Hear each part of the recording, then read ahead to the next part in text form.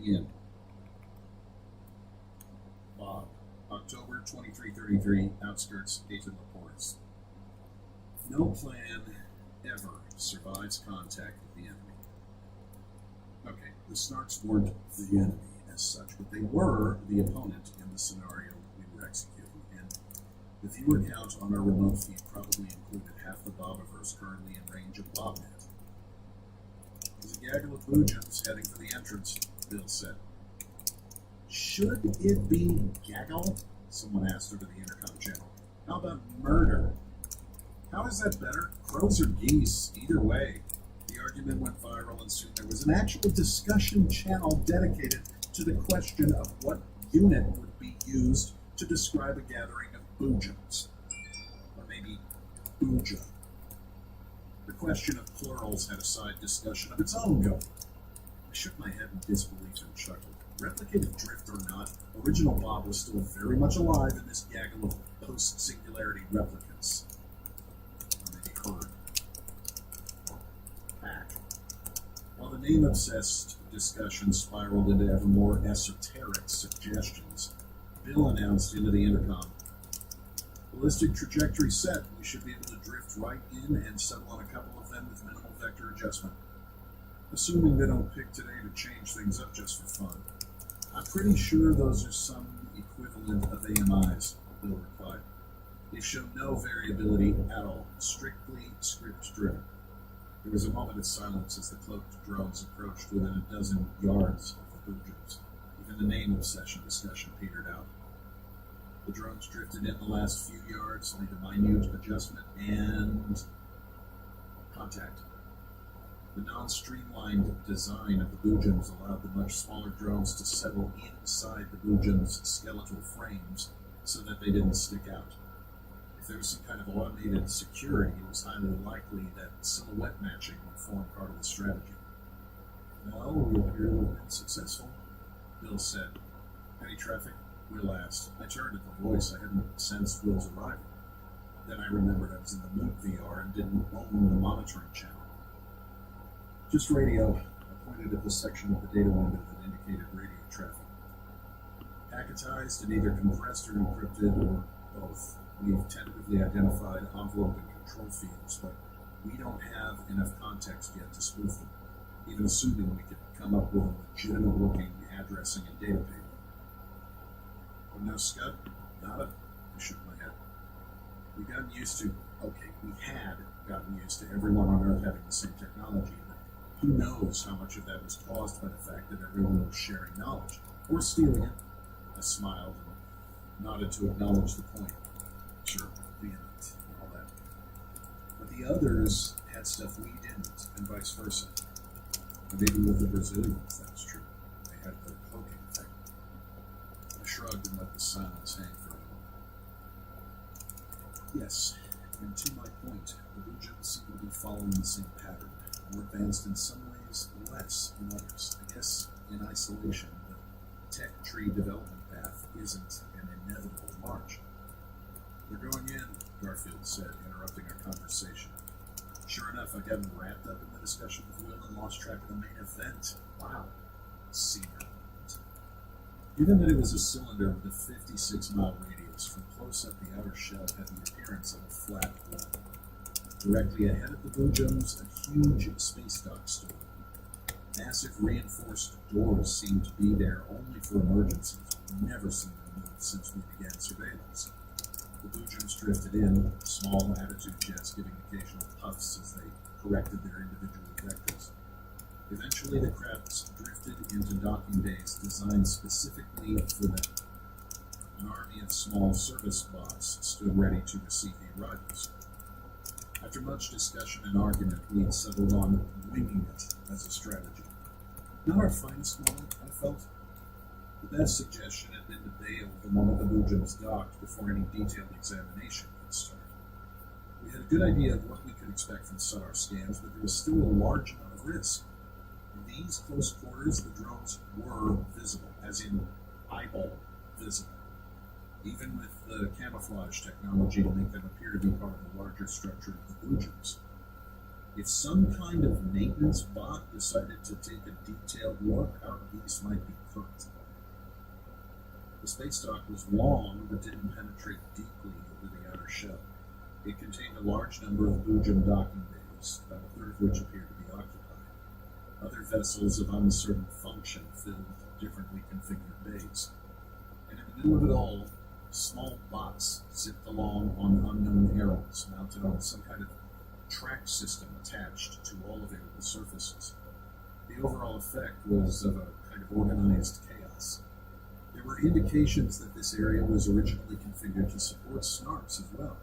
We could see sealed, windowed areas that were probably control centers for some kind of operational staff. And a couple of the unidentified vessel types appeared to have hatches and viewports. Scans, however, had not shown one single trace of life. This whole operation was running on automatic. The non-rotating outer shell was 100 yards thick, consisting mostly of some kind of friable material. It wasn't structural. It was intended to absorb meteor impacts and block radiation, but it had many embedded design details, like the rigid support frame and the docking bay for the Boojums. And the item we were most interested in, the vector matching system for getting from the non-rotating outer shell to the swiftly rotating inner shell without being ground up like seeds in a pepper mill. Getting access to what we were calling the spin transfer system was our ultimate goal. It must have been an interesting engineering challenge for the builders, and the solution, based on our SUDAR scans, was genius. An elevator shaft ran through the outer shell from the cargo bay to the inner surface. Maybe elevator wasn't the right word, since with no rotation there was no artificial gravity to worry about, but it was as good a label as any. Embedded in the inner surface of the outer shell was a magnetic rail system circling the gap between the inner and outer shell, with components attached to each shell. A container would run along the transport rail from the cargo bay, then transfer to the vector matching system and accelerate to match velocity with the rotating inner shell. At that point, the container would be handed off from the outer shell to the inner, after which it would dock at one of 4 stations spaced equidistantly around the circumference of the inner shell. Well, that was the theory. We hadn't seen a single container actually make a trip on any of the entrance assemblies that we had been surveilling. As near as we could tell, the containers were all docked at the base of the transport rail. The Boojums didn't need to go inside, and apparently nothing inside needed to come out. The Boojums settled onto their assigned racks, and maintenance bots moved forward to perform oil changes or whatever they did. Our drones, detached from the Boojums, stayed as close as possible to avoid becoming free-floating silhouettes, and floated slowly along the length of the vessel. They had orders to transfer to a wall before they got to the nose area, just in case sensors were still active. We thought the Boojums were probably in maintenance mode at this point, but best not to tempt fate. In the end, we were depending on the complete lack of curiosity and total single-minded focus on the task at hand that typified every AMI in existence, as far as we knew. The gamers in charge of flying the drones were frame-jacked high enough to be able to take the time to consider their actions and the possible consequences, but that also meant I'd have to jack if I wanted to communicate with them. Constant disassembly and reassembly of my VR would be too disconcerting. I decided to just remain a spectator. We could compare notes later. Soon the drones were positioned in a small alcove created by the intersection of an airlock area and 2 support columns. SUDAR scans had indicated that this would be out of line of sight for most of the day. There were a number of cameras and sensors in evidence, but without tracing the circuitry, there was no way to know which ones might be surveillance of some kind and which ones were strictly operational. We had already decided not to worry about it. There was no way to make this up completely safe, so we would learn from our failures and try again, if necessary. The drones waited for a break in activity, then scooted to the next rally point, a dead area between 2 different types of docking racks. They whipped around the last corner into the alcove and almost ran right smack into a maintenance bot. What the hell? Bill exclaimed. I jacked immediately. VR be damned.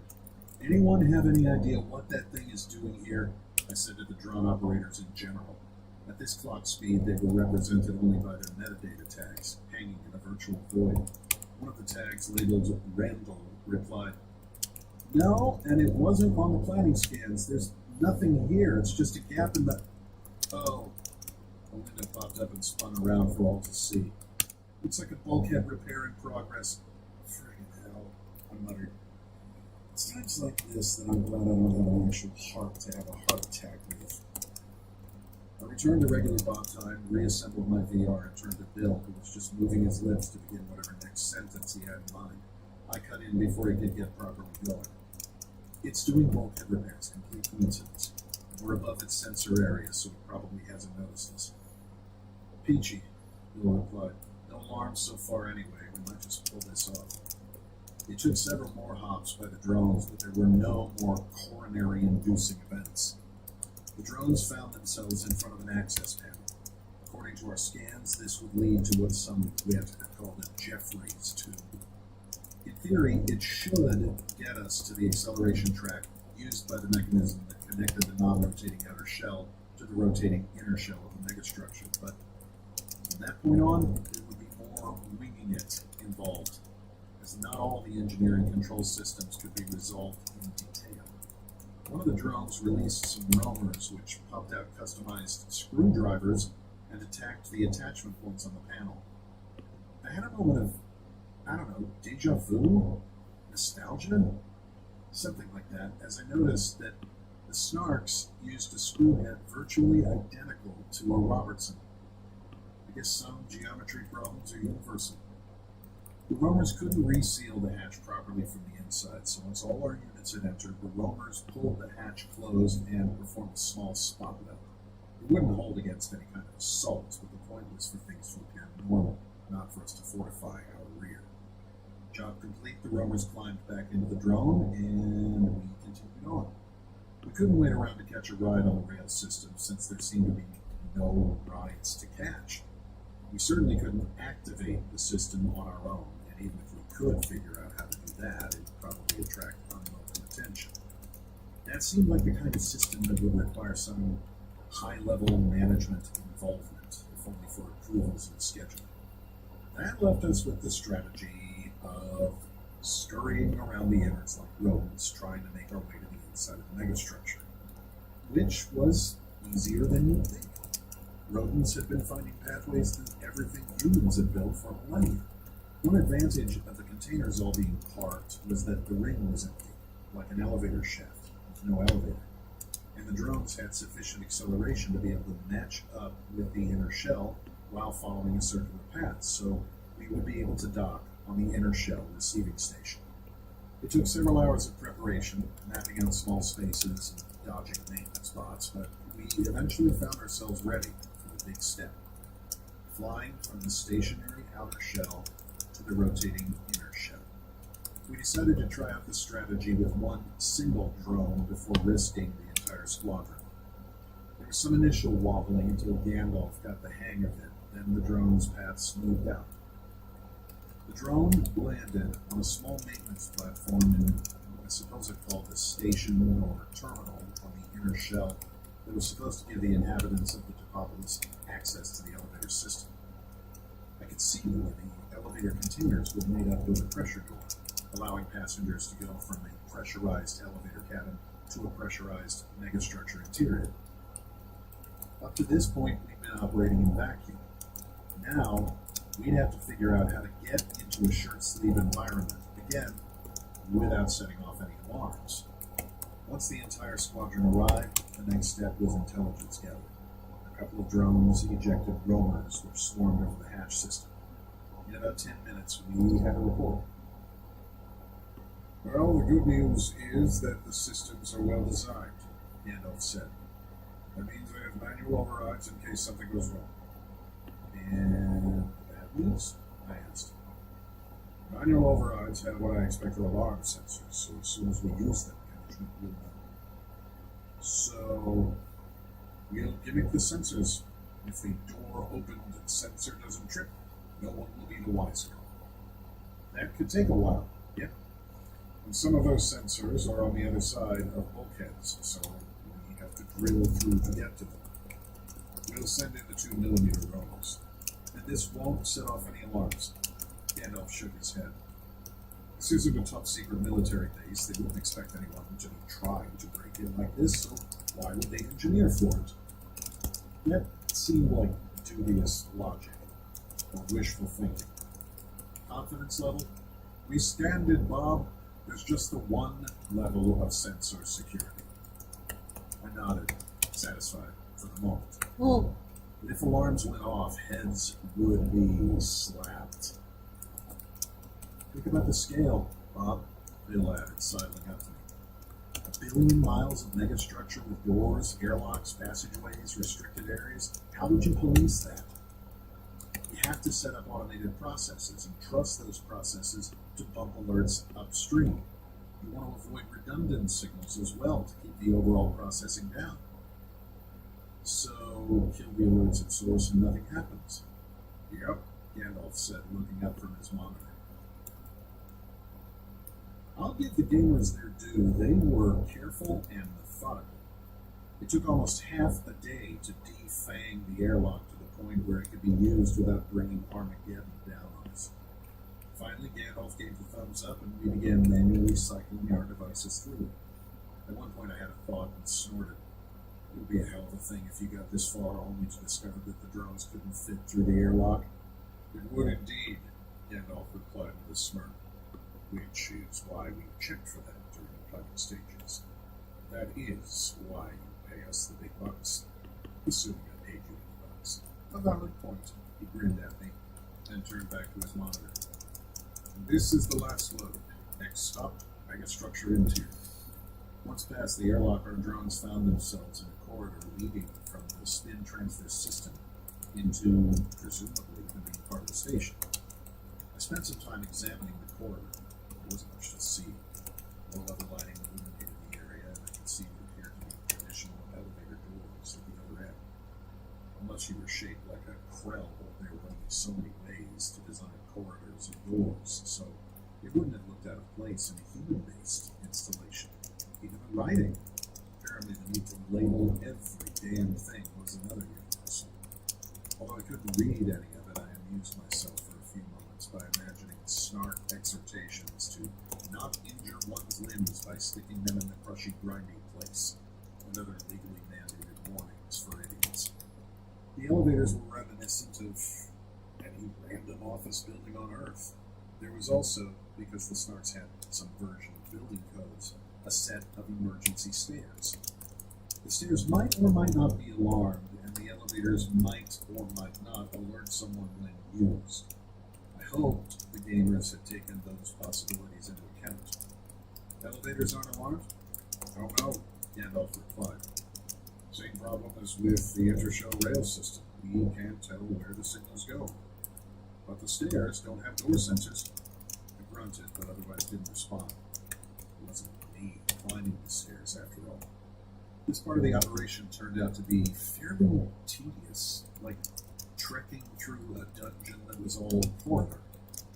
Of course, something could always jump out of a hidden alcove, which made for a strange combination of stress and boredom. We passed doors to several other levels on the way up, but finally all the drones were at the top of the stairs. As Gandalf described it, the door opened into the foyer of the transit station on the inside surface of the megastructure. In better times, this was where the inhabitants would have come to travel to the outer shell and then outside the Topopolis. There was some indication in the scans that this was also a transit stop for some kind of internal transit system. Unfortunately, there were only so many milliseconds in a day, and that investigation had been backburnered. So, here's where it gets complicated, Gandalf said. And what have we been doing up till now? I asked. 2 problems. Gandalf brought up some subsidiary windows to illustrate. First, the foyer has cameras. Second, there are sensors on the external doors. Third, if management wanted to keep the natives out of the station, this is where the security would be concentrated, both inside and outside. So, we can't use the front door. I assume you have an alternative? He grinned at me. Big bucks, remember? We're going to tunnel out. Tunnel? Like the Great Escape? Well, it's not like we haven't been cutting into things right and left. And the Snarks use that weird ceramic carbon fiber material everywhere that we use concrete on Earth, which works out for us since it yields to a plasma cutter with very little argument. So after all this high-tech spy stuff, we're going to dig our way out like rats. You gotta know when to go low-tech, Bob. Garfield pulled up a schematic of the station and pointed to a spot. Here. This will come out just under ground level, so we can cover it up once we're through. Outside surveillance? That's no problem. There are cameras covering the entrance, but not so much the back and sides. Let's do this. Cutting through the wall, then digging up to ground level was tedious, but mostly uneventful. We surprised a representative of the local wildlife when the roamer popped out of the ground. The animal, some kind of deer analog, I think, jumped straight back about 10 feet, then bounded away with a panicked bleating. Time to start spying, Gandalf said. He sent a command to the drones, and several of them popped open their cargo doors. Out came little spy drones, a combination of tech from my spying on the Deltans and Jock's spying on the path. Improvements in technology, including but not limited to the Casimir power sources, meant that the modern version of the spy drone was no bigger than a sparrow. Add in the camouflage system, and we were confident we'd avoid discovery by the natives. These drones would, among other tasks, try to supplement the Skippy's scans with some good old-fashioned eavesdropping. Discovery by the mysterious Topopolis controller was another thing to consider. It was a safe bet that the habitat included surveillance of some kind, if only to watch for maintenance issues. Add to that the fact that the natives were actively kept to a largely pre-industrial level, which could necessitate some kind of surveillance system anyway. How the technology limits would be enforced was an important question. We didn't want to accidentally get caught in a purge of some kind. Spy drones are on their way, Garfield commented. Now we wait. 12. Expedition prep. Bob, November 2333, outskirts Eta Lacourse. The spy drones had multiple duties, so they'd be busy for a while. In addition to finding a way to eavesdrop on the Snarks and learn their language, the drones would be doing biological surveys and surveys of the towns and infrastructure.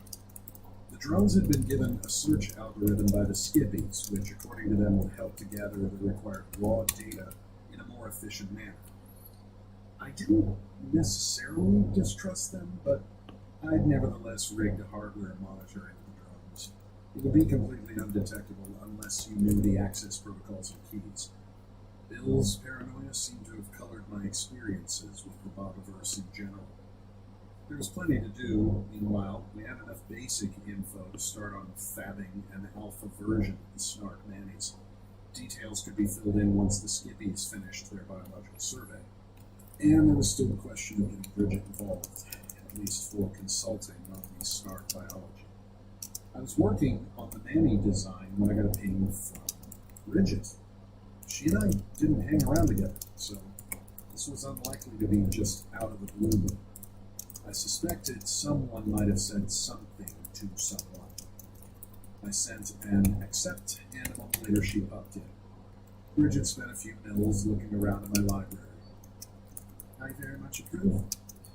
Howard had a library motif for a while, but never this many books. Are they real? All of them, right down to content, I said. I've rated every human database I can find. BobNet contains the sum of human and PAV written knowledge. But it's great to have a hobby. Bridget hesitated, then launched right into what she was really here for. Bob, I'd like a position on the Snark exploration arm when it's ready. Okay. I mean, I'm a biologist, and I've lots of experience. Wait, what? I grinned at her. Honestly, I was trying to figure out how to bring it up. I was planning to take the coward's way out and talk to Howard. I am simultaneously offended and gratified, she replied. Still, results are what count. I see you're working on Manny's. How much work to do a female version?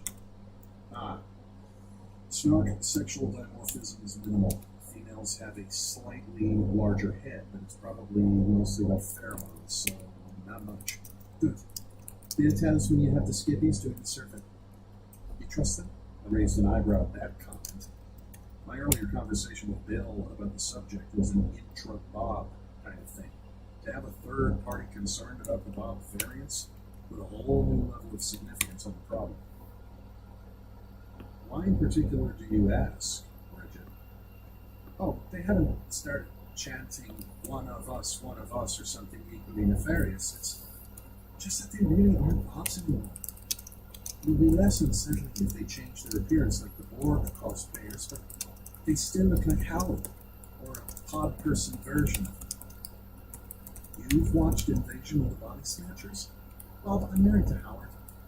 What do you suppose we watch on movie nights? Wuthering Nights? I laughed and she smiled in return, and I was reminded once again what Howard saw in her, among many other things. I shook off the moment with some effort and changed the subject.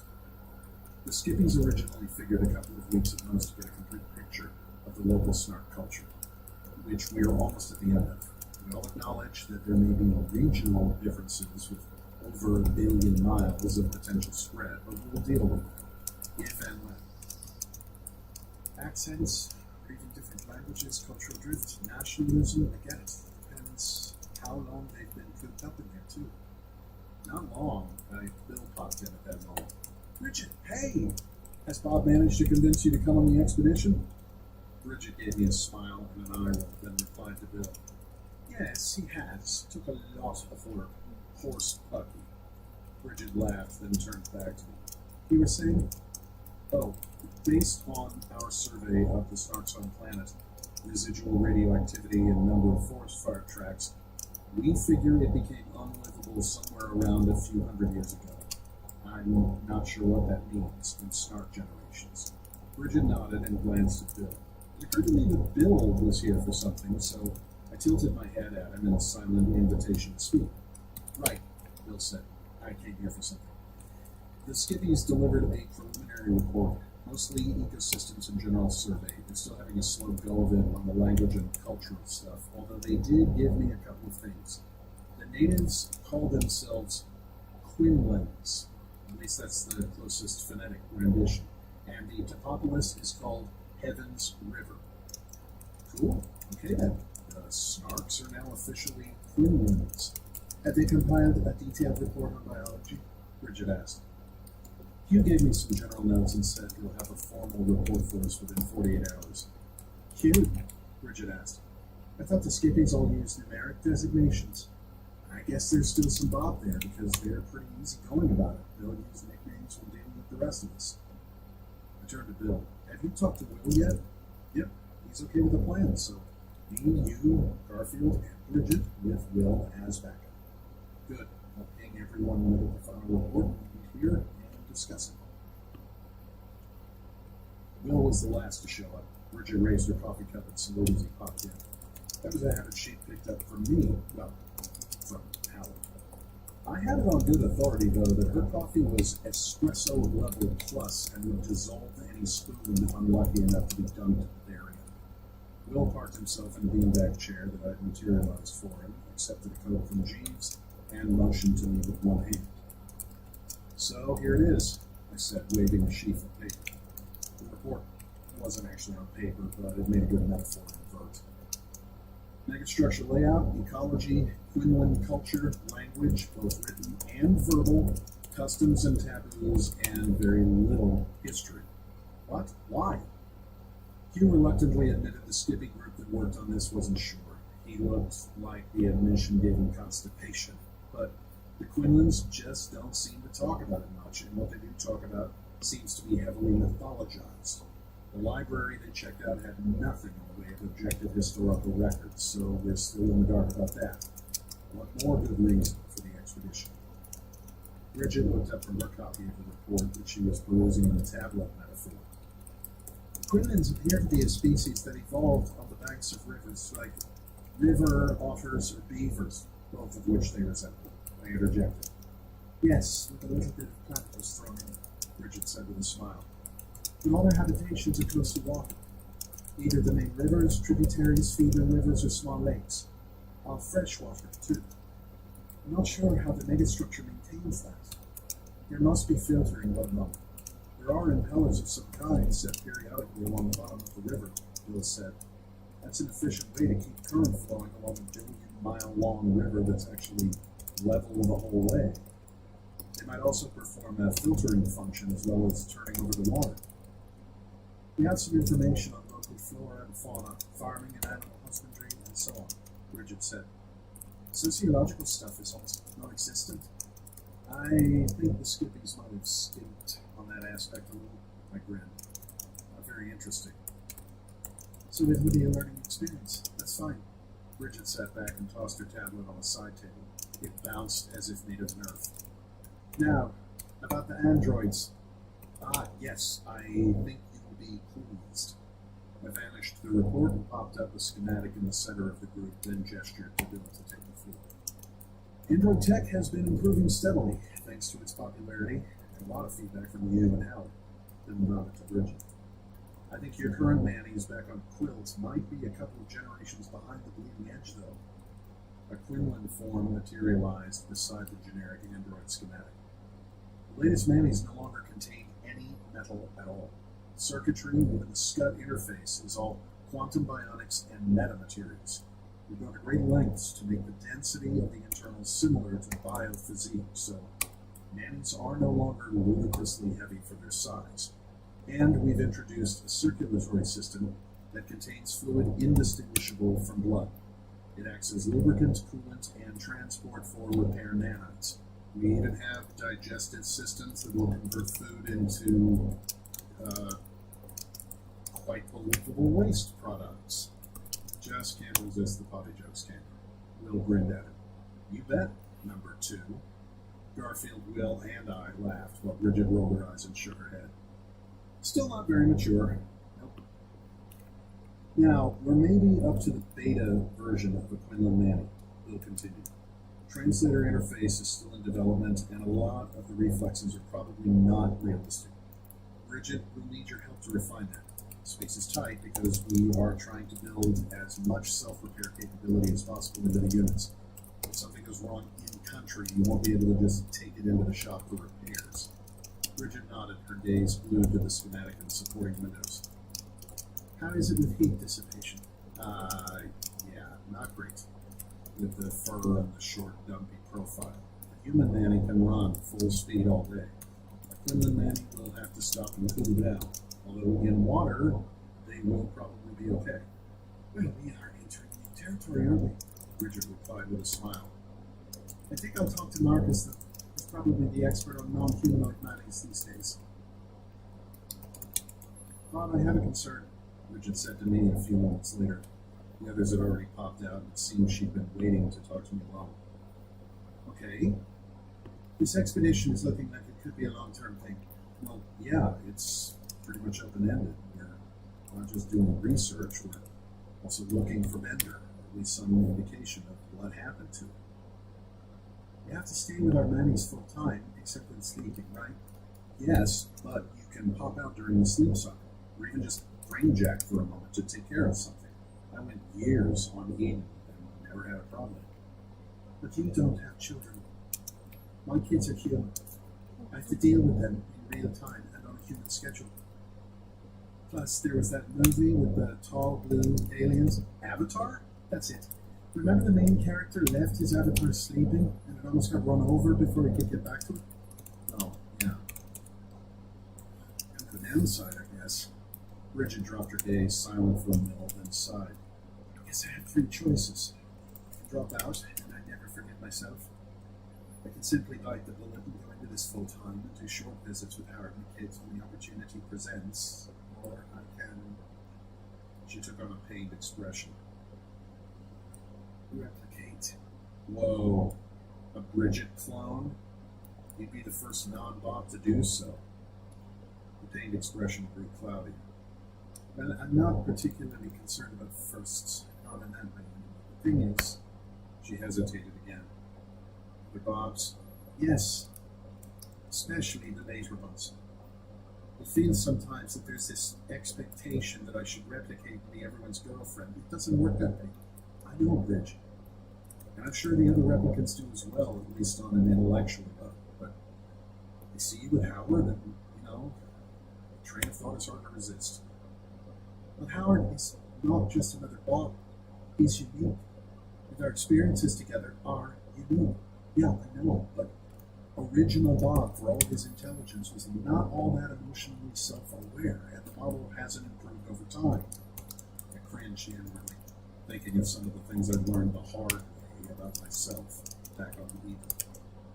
I get it, and I haven't actually been approached or anything, but if I do replicate myself for this expedition, it might be like the floodgates opening in terms of expectation. Understood. I'll help out any way I can, as will Bill and Garfield, but it's your decision. We'll accept whatever you decide, and we could probably get Will to take your place with minimal convincing, though he might have an objection to a female nanny if you wait until we've already built the units. Now, there's a rumor, still unverified, I grinned at her, and they'd have to be really late generation. Original Bob had no uncertainties about his gender. She laughed. It would be pretty cool, though, to have another woman in here. Then she turned somber. I think about it mentioning Bob. Sorry for the headache. I had never been to a moot quite this raucous. Officially, the subject under discussion was the Heavens River Expedition, planning for. In reality, Starfleet had come to the moon loaded for bear. They consistently torpedoed any attempt at discussion of points of order and derails of various kinds. Bill showed a lot more patience than I thought Bob was capable of. I was sure I'd have lost it by now. They were actually wearing something that was close to but not quite TNG command uniforms. I guess they wanted to make the point without being out and out laughable. A lot of Bobs seemed to think they'd failed on that last bit, judging from the derisive comments. At the moment, a red uniformed officer was spouting off. You don't know if they purposely decided on this life. That's the point. You're going in, you claim, to see if they're captives, but you'll do the damage before you know if it's necessary, assuming it's necessary. Starfleet paused to take a breath. Totally unnecessary in the Bobiverse, but a habit ingrained through 31 years as a human. And Bill took the opportunity to jump in. And you're assuming prima facie that we'll be doing damage. Of course you are, because you consider interacting with them to be damage. Then you point to the interaction as proof of the damage. Circular argument. No QB doll, sorry. We have